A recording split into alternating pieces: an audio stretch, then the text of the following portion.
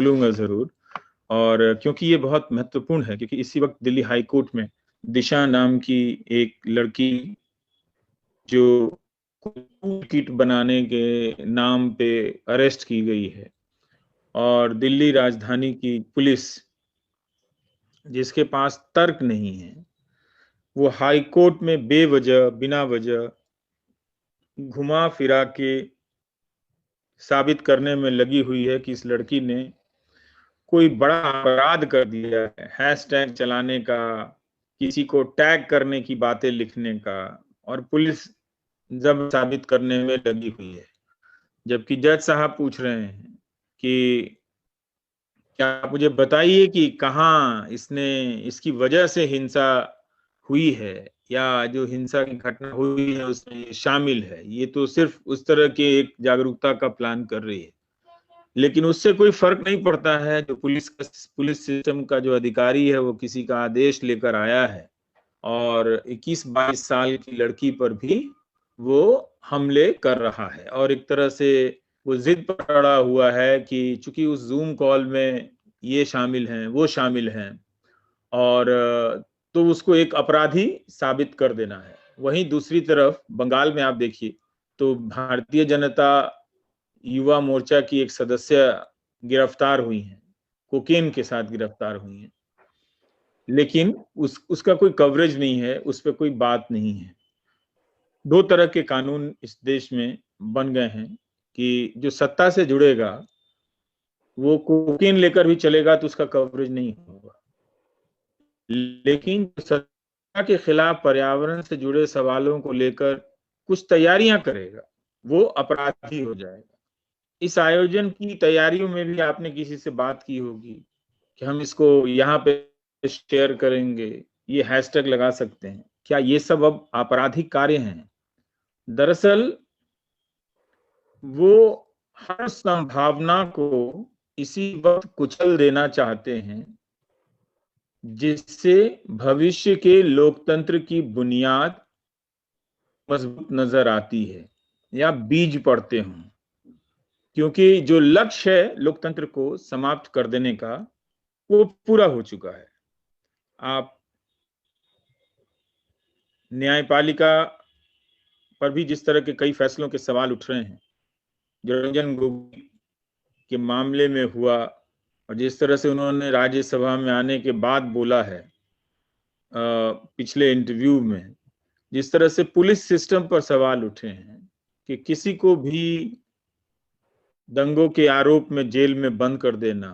आज ही खबर है हिंदुस्तान टाइम्स में कि सामने से गोली चल रही है और उसका वीडियो इतना साफ है कि आप सारे चेहरों को पहचान सकती हैं, और वीडियो वो मेरे ही कार्यक्रम में चला था।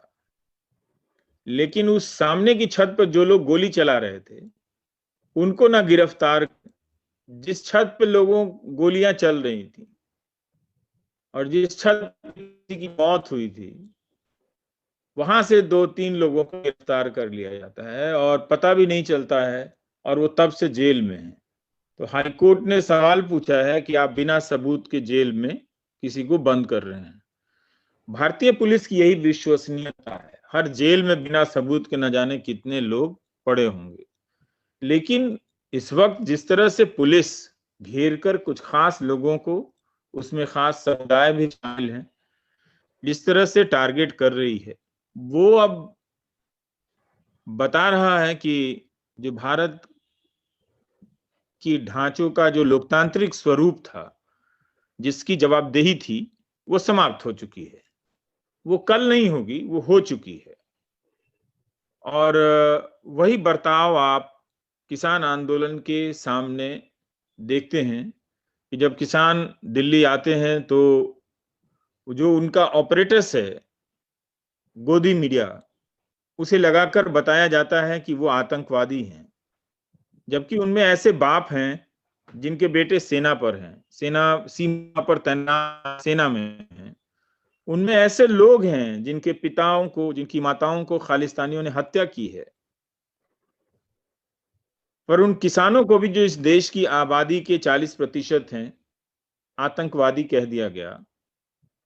और ये एक ऐसा इकोसिस्टम बनाया गया है कि जिसमें ये कहा जा सकता है, इसको स्वीकार करने वाले लोगों की तादाद काफी ज्यादा हो चुकी है, जिन्हें आप हल्के फुल्के शब्दों में कभी अंधभक्त कहते हैं, कभी मोदी सपोर्टर कहते हैं, कभी कुछ कहते हैं, लेकिन इन सब ने प्रतिकार नहीं किया। किसी ने सवाल नहीं किया कि जिसका बेटा सरहद पर है और वो दिल्ली की सीमा पर सिर्फ प्रदर्शन करने आ रहा है, जहां रोज आए दिन आते ही रहते हैं लोग, और तब कुछ ऐसा था भी नहीं कि कोई 2 महीने कोई 4 महीने तक ये आंदोलन चलेगा। वो आ रहे थे अपनी बात सुनाने के लिए, उनको सीमा पर रोका गया है। इन्हें आतंकवादी क्यों कहा जा रहा है? तो एक बहुमत को एक गैंग में बदल दिया गया है, उसको लगातार असुरक्षित किया जा रहा है, और उसके भीतर की जो पूर्वाग्रह हैं, जो पूर्व धारणाएं हैं, जो जड़ताएं हैं, उसको उभारा जा रहा है और उसके रक्षक के रूप में खुद को पेश करते चले जा रहे हैं। लेकिन उस पूरी प्रक्रिया में जो एक बहुमत चुनने लायक समाज है, जिसमें पढ़े लिखे लोग हैं, हर तरह के लोग हैं, वो अलोकतांत्रिक हो रहे हैं, और वो लोग किसी भी प्रक्रिया या कार्यवाही के प्रति असहनीय होते चले जा रहे हैं। उन्हें बर्दाश्त नहीं है कि कोई आंदोलन क्यों कर रहा है, उन्हें बर्दाश्त नहीं है कि कोई सवाल क्यों कर रहा है।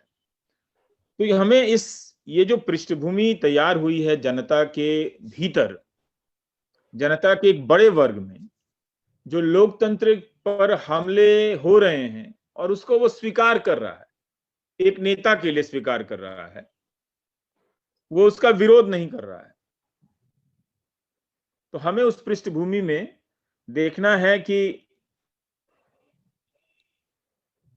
इससे अंदाजा मिल रहा है कि हमारे देश में लोकतंत्र का भविष्य क्या होगा। इससे अभी तक अगर आप देखें तो एक लोकतांत्रिक नागरिक की पहचान मोटा मोटी 2 बातों पर निर्भर करती है कि वो संवैधानिक मूल्यों से अधिक कितना लैस है, और वो पूर्वाग्रहों से कम कितना लैस है। मुक्त तो नहीं हो सकता। धर्म को लेकर नफरत के पूर्वाग्रह, भाषा को लेकर नफरत के पूर्वाग्रह, या फिर इलाके को लेकर, या फिर किसी जाति विशेष या संप्रदाय विशेष के प्रति पूर्वाग्रह को लेकर कम से कम होता चला जाए। संविधान ने ऐसे एक नागरिक की कल्पना की थी, और इसीलिए अधिकारों की, कर्तव्यों की उसमें विशद व्याख्या की गई है। तो संवैधानिक मूल्यों से लैस नागरिक है, वो अपने अधिकारों की भी बात करेगा, हमारे आपके दूसरों के अधिकारों की भी बात करेगा, रक्षा करेगा। लेकिन जब पूर्वाग्रहों से लैस नागरिक की तादाद आप बढ़ा दें, तो वो लोकतांत्रिक सवालों पर हमला करेगा, एक ऐसी भीड़ की बात करेगा जिसमें लोकतंत्र की कोई गुंजाइश नहीं है। वो मान लेगा कि किसान आतंकवादी हैं। ऐसे बहुत से लोग हैं जिन्होंने मान लिया है कि किसान आतंकवादी हैं, और किसानों की हालत ये हो गई है, जिनकी पहचान जवान और किसान एक साथ होती थी, क्योंकि वो अलग नहीं किए जा सकते थे, कि वो अपने हर मंच पर सफाई देते फिर रहे हैं कि हम आतंकवादी नहीं है, हम देश को खिलाते हैं और देश को बचाने के लिए सीमा पर अपने बेटों को भेजते हैं। ये हालत कर दी गई है उन किसानों की जो खुद भी कभी उस भीड़ में शामिल थे, मुजफ्फरनगर दंगों से लेकर, और वो कह रहे हैं अपने महापंचायतों में कि हमसे गलती हुई।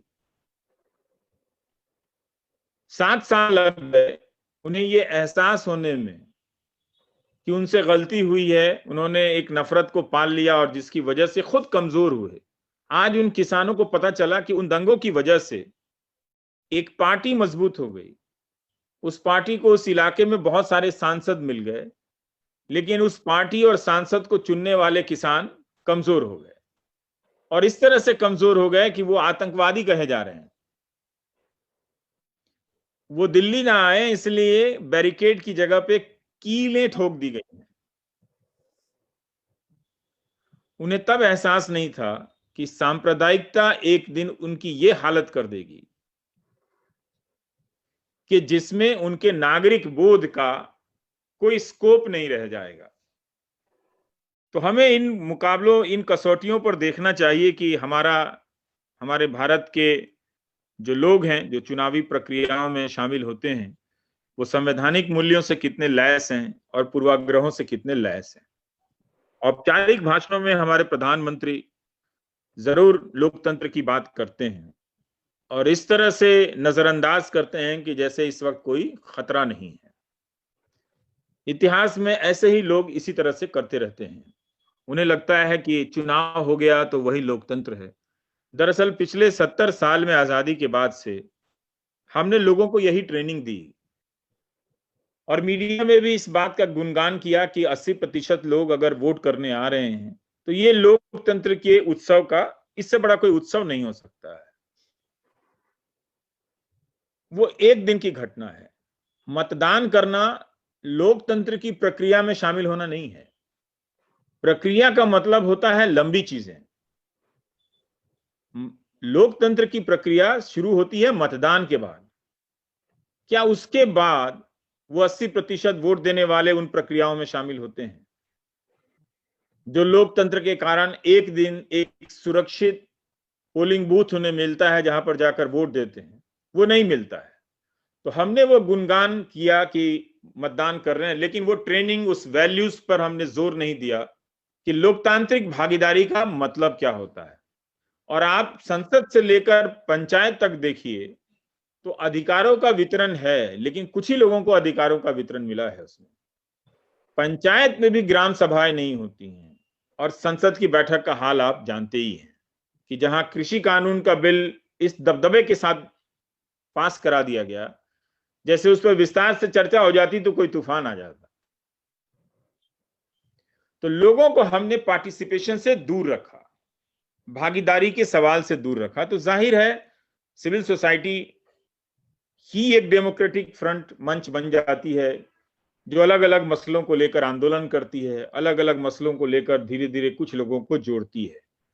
और इन सारी प्रक्रियाओं में आप देखें तो हमारे राजनीतिक दल उस सिविल सोसाइटी के आंदोलन से दूर रहते हैं, जैसे उनका काम है लोकतांत्रिक प्रक्रियाओं से दूर रहना।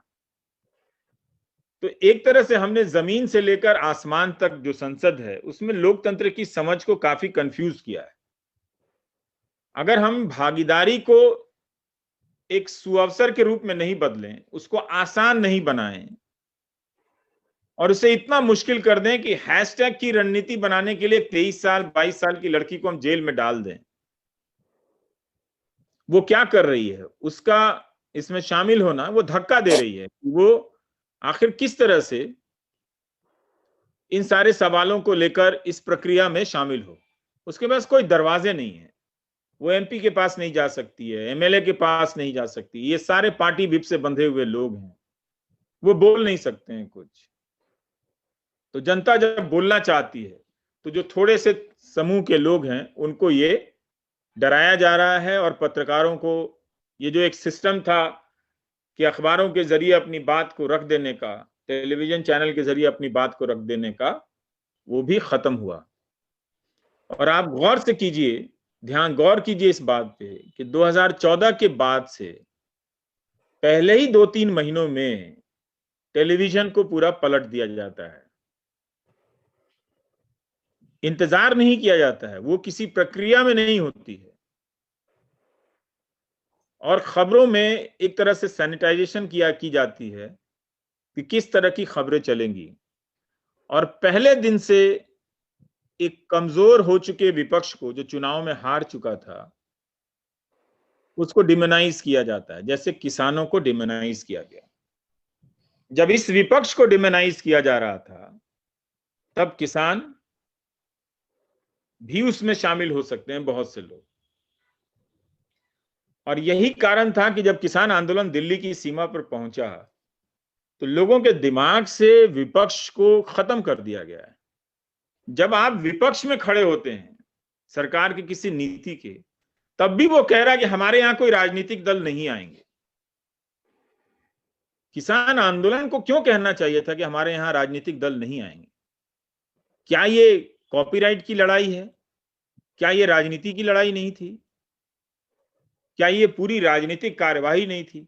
तो वो जो पूरा दिमाग का ब्रेन वॉश चला है उसके प्रभाव में हमारे किसान भी कहते हैं कि हमारा आंदोलन गैर राजनीतिक है, इसमें राजनीतिक दल के लोग नहीं आएंगे। तो फिर राजनीति कैसे होगी? वो क्या करेंगे? अगर कोई विपक्ष का कोई नेता है, वो क्या करे? वो पार्टी है। तो जनता को विपक्ष से दूर कर दिया गया है। इसका मतलब है कि जनता के भीतर लोकतांत्रिक मूल्यों को कुचल दिया गया है, वो बगैर लोकतांत्रिक मूल्यों के हो गई है। इसलिए जब भी वो आंदोलन करने के लिए आती है, पहले यही कहते हुए आती है कि हम राजनीतिक दलों से दूर हैं, हम विपक्ष के नेताओं को हम नहीं बुलाएंगे। क्यों नहीं बुलाना चाहिए? बुलाइए, आप उनसे उनसे पूछिए कि आप विधायक हैं, आप एमपी हैं, आपकी पार्टी में किस तरह की लोकतांत्रिक प्रक्रिया होती है किसी नीति या बिल को लाने के लिए। कितना अच्छा मौका है पब्लिक में लाकर उनसे भाषण ही क्यों दिलवाना। उनसे पूछिए कि इस तरह के कानून बने तो बीजेपी के भीतर क्या प्रक्रिया चली। बीजेपी के बहुत सारे नेता सांसद ग्रामीण इलाकों से चुनकर आते हैं, उनका क्या योगदान था? तो हम सांसद और विधायक को बिना किसी योगदान के लिए चुन रहे हैं, सिर्फ एक संख्या के लिए चुन रहे हैं कि वो जुट जाए तो ये किसी की सरकार बन जाए, और सरकार बन जाए तो सारा काम उद्योगपतियों का होता चले। तो लोगों के दिमाग से विपक्ष को गायब कर दिया गया है। इसलिए जब वो खुद विपक्ष में आता है तो वो उन्हीं चीजों से घिर जाता है। जब वो सत्ता के साथ रहकर विपक्ष पर हमला करता है, उससे दूरी बनाता है। ये बात हमारे किसान समझ गए। थोड़ा वक्त लगा, 2 महीने तक लग गया, जब राजनीतिक दल के प्रतिनिधि उनसे मिलना चाहते थे, फिर बाद में सांसद लोग गए। विपक्ष बीजेपी की तो वैसे भी नहीं जाने थे। तो इस तरह से हमने एक विपक्ष को गायब कर दिया। भागीदारी के जितने मंच थे वो सीमित कर दिए गए। इतना बड़ा लोकतांत्रिक देश है, एक जेएनयू को छोड़कर कहीं भी ढंग से चुनाव की व्यवस्था नहीं है हमारी यूनिवर्सिटी में। तो जनता के बीच से नेता के बनने की जो प्रक्रिया है, जो संभावनाएं हैं, वही खत्म कर दी गई हैं। केवल एक चुनाव आयोग, अब तो चुनाव आयोग का नाम भी नहीं सुनाई देता है, लगता है कि अब वो भी जरूरी नहीं रह गया है। नहीं तो हर चुनाव के पहले चुनाव आयोग की एक प्रतिष्ठा अपने आप बन जाती थी कि अब यहां से कुछ गड़बड़ नहीं होने वाला है। तो अगर आपके पास ये स्थितियां हैं तो सिर्फ कुछ आंदोलनों से, समय समय पर होने वाले आंदोलनों से और उनके असफल हो जाने से लोकतंत्र के बीज कुछ बड़े तो होते हैं, पौधे में बदलते हैं, मगर वो अब पेड़ में नहीं बन पाएंगे, क्योंकि जो पुराने पेड़ थे उन सबको अब काट दिया गया है। अच्छी बात यह है कि चाहे न्यायपालिका के भीतर कुछ लोग हों, चाहे सिस्टम के भीतर कुछ लोग हों, वो अब इस चीज को समझ रहे हैं कि ये किसी और उद्देश्य के लिए नहीं है, ये धर्म के नाम पर गुंडों का एक गिरोह बनाया जा रहा है। धर्म का आचरण ऐसा थोड़ी होता है। धर्म का आचरण तो न्याय से बंधा होता है। धर्म का आचरण उदंडता से जाहिर नहीं होता है, लेकिन संवैधानिक मूल्यों की पहचान को खत्म कर धार्मिक पहचान को आगे की जा रही है। और पूरी राजनीति धार्मिक पहचान को लेकर हो रही है, क्योंकि यही वो एरिया है जहां तार्किकता समाप्त हो जाती है। कभी आप किसी भगवान को आगे कर दो। बंगाल में चुनाव करने गए हैं तो अपने पेट्रोल पर बात करना चाहिए, तो वो कह रहे हैं जय श्री राम बोलना पड़ेगा। खुद से चिल्ला रहे हैं कि जय श्री राम बोलना पड़ेगा। तो हर जगह धर्म को आगे कर चुनाव लड़ते हैं। यही कहा गया था कि ये हमारे निजी स्पेस की चीज है और सबको आजादी मिली है, लेकिन अब वो एक आगे करके उसी को पब्लिक फिगर बना रहे हैं, पब्लिक फेस बना रहे हैं कि सिर्फ एक धर्म को आजादी रहेगी। आप सिख हैं तो आतंकवादी कहे जा सकते हैं, आप मुसलमान हैं तो आतंकवादी कहे जा सकते हैं। पूरी राजनीति को वो धर्म के प्रतीकों से भर दिए। कभी कभी प्रधानमंत्री को सोचना चाहिए कि संवैधानिक मूल्यों वाले इस देश में, जिसे हासिल करने के लिए उनकी अग्रज संस्थाओं का कोई योगदान नहीं था, उसे धार्मिक प्रतीकों से क्यों भर रहे हैं? क्या वे डरते हैं? हर बात पर भगवान का नाम क्यों लेकर चले आते हैं? हर गलत को छिपाने के लिए भगवान का नाम क्यों लेते हैं? सच को बोलने के लिए राम का नाम लीजिए ना, सच बोलने के लिए कृष्ण का नाम लीजिए। कि सच को कुचल देने के लिए आप कृष्ण का नाम लेंगे, राम का नाम लेंगे, तो वो धर्म का भी अनादर कर रहे हैं। राजनीति में इस तरह से धर्म का इस्तेमाल हो रहा है कि हम एक दिन भूल जाएंगे कि इस धर्म से हमें कितनी सारी चीजें मिली हैं, इसने हमें कितनी सांस्कृतिक विरासतें, त्योहार दिया है। पूरा बंगाल का चुनाव वो धार्मिक तेवरों से लड़ रहे हैं, उत्तर प्रदेश का आएगा तो पूरे धार्मिक तेवरों से लड़ेंगे, क्योंकि पूरी आइडिया यही है कि लोगों को भरमाओ, उनको उग्र बनाओ, कुतर्कों को भर दो, ताकि जो सवाल हैं, संस्थाओं से जुड़े सवाल हैं, वो खत्म हो जाए। वो कभी नहीं बताते कि उनके धार्मिक राष्ट्र की जो बात वो करते हैं, उसमें एक नागरिक की पहचान क्या होगी, उसका अधिकार क्या होगा।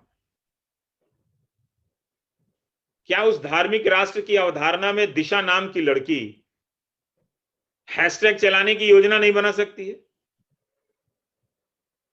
तो वो धार्मिक राष्ट्र के नाम पे गुलाम बनाना चाहते हैं लोगों को। तो ये बहुत जिम्मेदारी है कि जो लोग धर्म के नाम पर पार्टिसिपेट कर रहे हैं डेमोक्रेसी में, उनसे पूछा जाए धर्म को लेकर कि पिछले 7 साल में कौन सा काम धार्मिक मूल्यों के हिसाब से हुआ है। लाल किला से लेकर संसद के भीतर प्रधानमंत्री झूठ बोलते पकड़े गए, गलत बयानी करते हुए पकड़े गए, सीधे सवालों के जवाब देने के बजाय गोल गोल घुमाकर बात करते हुए पकड़े गए। ये किस धर्म के शास्त्र में लिखा हुआ है? ऐसा किस धर्म शास्त्र में लिखा हुआ है?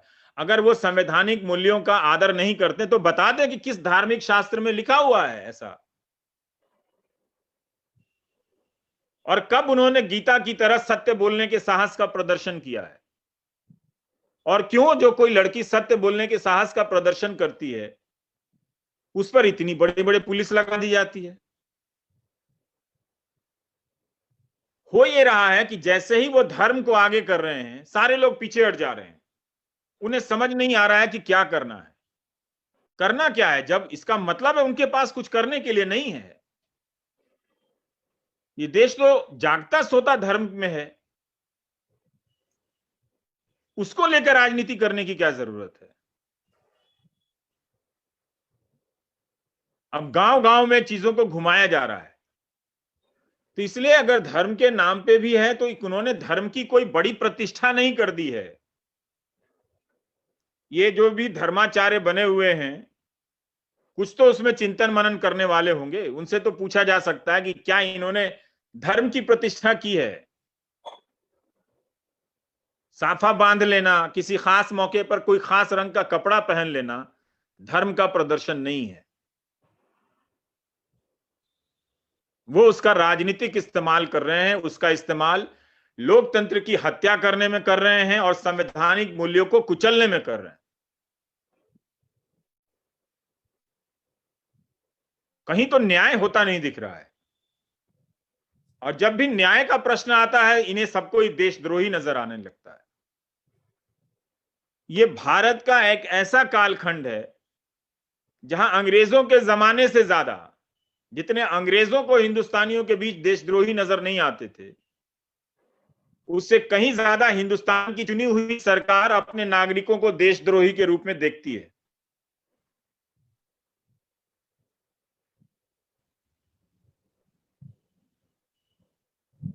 और ये पैटर्न आप देखिए कि जो आवाज उठ रही है लड़कियों की, चाहे वो नताशा नरवाल हो या देवांगना कालिता हो या दिशा हो या गुलफिशा हो, दिल्ली में इतनी भयानक हिंसा हुई, पुलिस की आलोचना हुई, उसकी साख खत्म हो चुकी थी। विश्वास दिलाने के लिए जब दुनिया भर में शर्मिंदगी हुई, तब राष्ट्रीय सुरक्षा सलाहकार को सड़क पर उतरना पड़ा और एक नए कार्यवाहक आयुक्त लाए गए।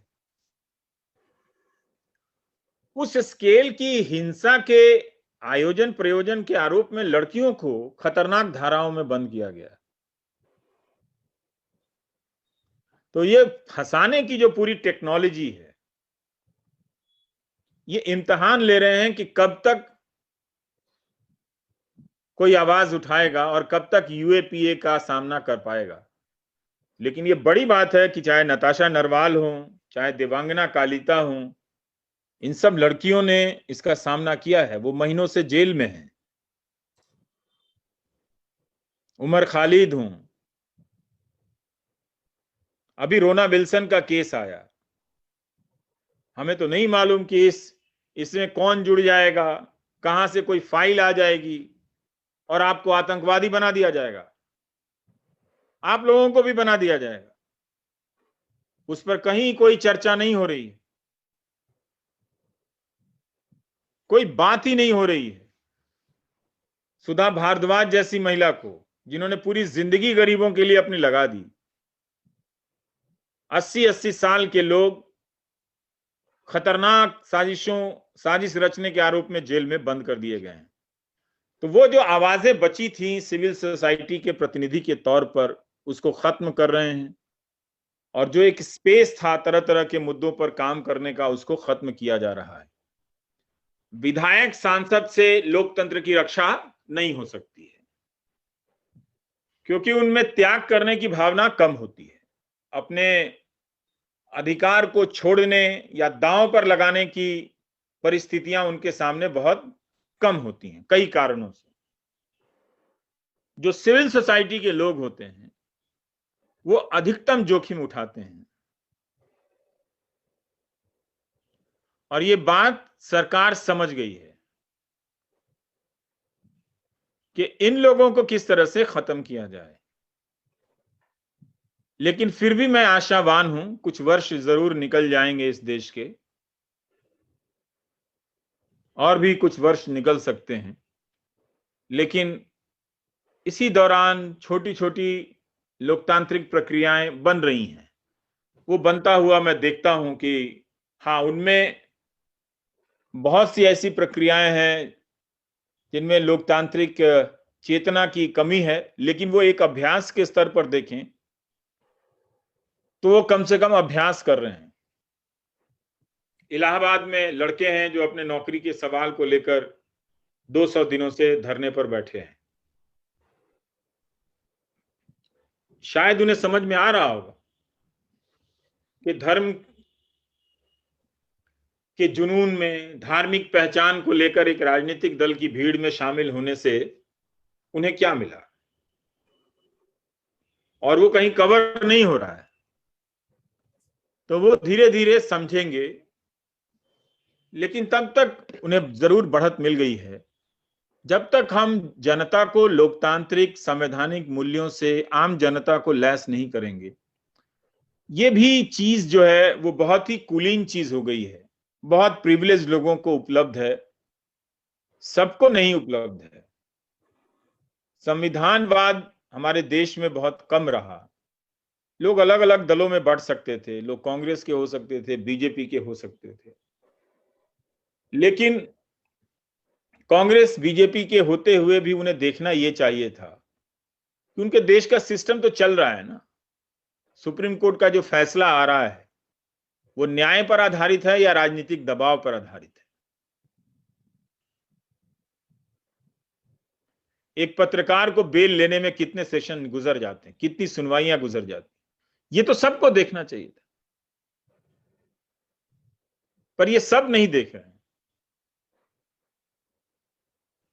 एक पार्टी खुद को धार्मिक पहचान में समाहित करती चली जा रही है और दूसरी पार्टियों को पता नहीं कि इस तरह के इमेजेस या प्रतीकों का सामना कैसे किया जाए।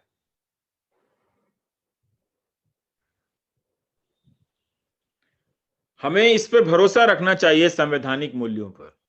आप महाराष्ट्र में ही आप ट्रेडिशन देखिए, संविधानवाद को लेकर गाने वाले कितने लोग हैं, बहुत सारे लोग हैं। मैं कभी कभी उनसे पूछता हूं कि आपने जो संवैधानिक किताब को, संविधान की किताब को, उसकी बातों को, डॉक्टर अंबेडकर को गीतों में बदला, एक कल्चरल चीजों में बदला, ये दुनिया में कहीं भी हमने नहीं देखा है। मेरी जानकारी में तो नहीं है कि जहां कॉन्स्टिट्यूशन को लेकर लोग भीम गीत गाते हों। फिर भी जब लोकतंत्र पर हमला होता है तो उस कल्चरल स्पेस के लोग आगे क्यों नहीं आते, जिनकी पूरी सांस्कृतिक पहचान इस आधार पर बनाई जा रही है कि संविधान उनकी आखिरी किताब है। वहीं दूसरी तरफ आप उत्तर प्रदेश में देखें तो कुछ समय के लिए तो था ही, इससे भी ज्यादा पीक जब आया था, केतकर साहब ज्यादा उसके बारे में सोचते होंगे, जानते हैं, 92 के साल में जब कांशीराम ने इस तरह के धार्मिक सनक को रोक दिया था, काफी पीछे धकेल दिया था, लेकिन उसके बाद भी यूपी में उस तरह के संवैधानिक मूल्यों को लेकर सांस्कृतिक जो अभियान है वो नहीं बन पाया। जिस तरह का सांस्कृतिक अभियान मुझे महाराष्ट्र के मेलों में दिखता है, जहां खूब सारे लोग मराठी में संविधान की कॉपियां खरीदते हैं, मुझे भी देते हैं, ये तो मैं कहीं दुनिया में नहीं देखा हूं किस तरह से एक ग्रंथ की तरह उसका आदर करना। फिर भी मुझे लगता है कि इन्हीं में से कोई आएगा जो संवैधानिक मूल्यों के लिए खड़ा होगा, और इन्हीं में से सबको ये बात आज ना कल पता चलेगी कि ये किताब नहीं रही, और इस किताब के आदर्शों के अनुरूप बनाए गए संस्थागत ढांचे अगर नहीं रहे तो फिर वो नहीं रहेंगे। उनका धर्म के आधार पर बनाए गए राष्ट्र में कोई हित नहीं होने वाला है, ये उनको समझना है। तो हमारे पास ऐसे देखने से पता चलता है कि उम्मीद की कई किरणें हैं। जरूर यूपी और बिहार में कम नजर आती हैं, लेकिन आप उसके बाहर देखें तो उम्मीद की किरणें बहुत नजर आती हैं। हमें जो हासिल करना है वो लोकतंत्र में एक नागरिक और हजारों नागरिक की भागीदारी, निरंतर भागीदारी, उसे हासिल करना है, और संस्थाओं को की जवाबदेही, कि आपको ऐसा ना हो कि आप कोर्ट में हैं और सब चीज बंद लिफाफे में आ रहा है, ऐसा नहीं होना चाहिए। उस पे आज न कल लोग समझेंगे। किसान आंदोलन को जब बात समझ में आई तो उन्होंने कहा हमें ये गोदी मीडिया नहीं चाहिए, हमें कवरेज नहीं चाहिए। इस बिंदु पर आकर वो गांधीवादी तरीके से अपने आंदोलन को टेस्ट कर रहे थे, जिसमें वो काफी लंबे समय तक सफल भी हुए, कि उन्होंने बिना मीडिया के सपोर्ट के अपने आंदोलन को चलाया। ऐसे ही लोगों को समझना होगा कि ये जो प्रेस है हिंदुस्तान का आज की तारीख में, वो प्रेस नहीं है। उसमें जो पत्रकार के रूप में 4, 5, 10 लोग बचे हुए हैं, वो सब जेलों में बंद कर दिए जाएंगे या फिर उनकी नौकरियां खत्म कर दी जाएंगी। लेकिन उसी में से कोई पुनिया निकल आएगा जो रात को खड़ा रहेगा, रिकॉर्डिंग कर रहा होगा, जेल भी जाएगा, खतरे उठाएगा, जो लोग कर रहे हैं इस वक्त। लेकिन जब तक भारत का नागरिक समाज भारतीय प्रेस की इस गुलामी को नहीं समझेगा और इस पे बदलाव के दबाव नहीं बनाएगा, बहिष्कार एक कारण, एक रूप हो सकता है, और भी कई रूप हो सकते हैं जिस पे रचनात्मक रूप से सोचा जाना चाहिए। इस धार्मिक पहचान वाली गुलामी से, उसमें धार्मिक पहचान, वो तुरंत आके कहेंगे कि आपको इससे समस्या है। बिल्कुल समस्या है, क्योंकि आप सत्य बोलने का साहस पैदा नहीं कर रहे हैं, आप कृष्ण नहीं बना रहे हैं, आप धर्म के नाम पर धर्म की राजनीति करते हुए दुर्योधनों की फौज खड़ी कर रहे हैं, जो किसी को घेर कर मार दे और सही गलत को समझे बिना जहां जो रखा हुआ उसका अपना हिस्सा लेकर चलते बने। तो इससे एक लड़ना होगा। इस मीडिया, गोदी मीडिया से लड़े बगैर लोकतांत्रिक प्रक्रिया की शुरुआत मुश्किल लगती है, लेकिन असंभव नहीं है। पर हां, जिस तरह से संस्थाएं खत्म की गई हैं, बनाने में अब कई साल लगेंगे। और जब तक हम सूचनाओं का, ज्ञान का, संवैधानिक मूल्यों का समान वितरण नहीं करेंगे, तब तक इसे स्थायी रूप से हम हासिल नहीं कर सकेंगे। अमेरिका में बहुत खराबियां आई, मैं उसके प्रेस का बहुत महिमा मंडन नहीं करता, लेकिन एक संस्था के रूप में उसके प्रेस ने कुछ डेमोक्रेटिक संस्थाओं की लड़ाई लड़ी। वो लड़े वहां के लोग, और उन्होंने एक विकल्प बनाया कि ये विकल्प व्यक्ति का विकल्प नहीं है। यह विकल्प जो है, ये चुनाव उनके लिए कोई हैंडसम सा दिखने वाले नेता की खोज का चुनाव नहीं था, जो ये देश के सामने झूठ बोलता हो कि सोता ही नहीं है। उस टाइप के नेता का चुनाव नहीं था। अमेरिका ने चुनाव लड़ा कि अपने लोकतांत्रिक मूल्यों को बचाने का विकल्प चाहिए। योगा करने वाला, जिम में पुशअप करने वाला नेता अभी नहीं चाहिए। दौड़कर सीढ़ियां चढ़ने वाला और जनता को घुटनों पर चलने के लिए मजबूर करने वाला नेता नहीं चाहिए। तो अमेरिका वो समझा, लेकिन जिस तरह से नफरत का प्रसार हुआ है, उससे लोकतांत्रिकता कम हो गई है। यहां भी, और अमेरिका की भी बात कर रहा हूं, तो अमेरिका को भी अभी बहुत तरह के टकराव से गुजरना है। कंपैशन खत्म हो गया है।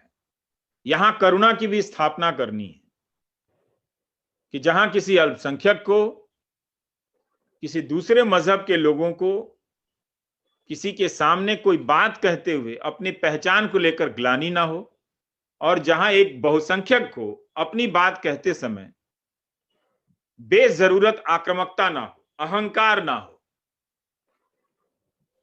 तो विनम्रता और करुणा की स्थापना बहुत जरूरी है। ये होगी, अभी लगता है कि मुश्किल है, लेकिन हमने ये काम तो कब किया ही था। हमने ये काम छोड़ दिया था। कुछ कुछ लोग कर रहे थे, किनारे किनारे कर रहे थे, लेकिन आज ना कल सबको मिलकर ये काम करना पड़ेगा, और लोकतंत्र के व्यापक हित में करना पड़ेगा, ना कि किसी राजनीतिक दल के ए को हटाकर बी को हटाकर सी, इन राजनीतिक दलों के हित में करना पड़ेगा। तो मेरे हिसाब से तो आज मैं अभी तक मुझे तो नहीं लगा था कि मैं इतना बोल पाऊंगा, लेकिन फिर भी थोड़ा आप रुकना चाहते हैं। थक गया अब मैं। Thank you. धन्यवाद।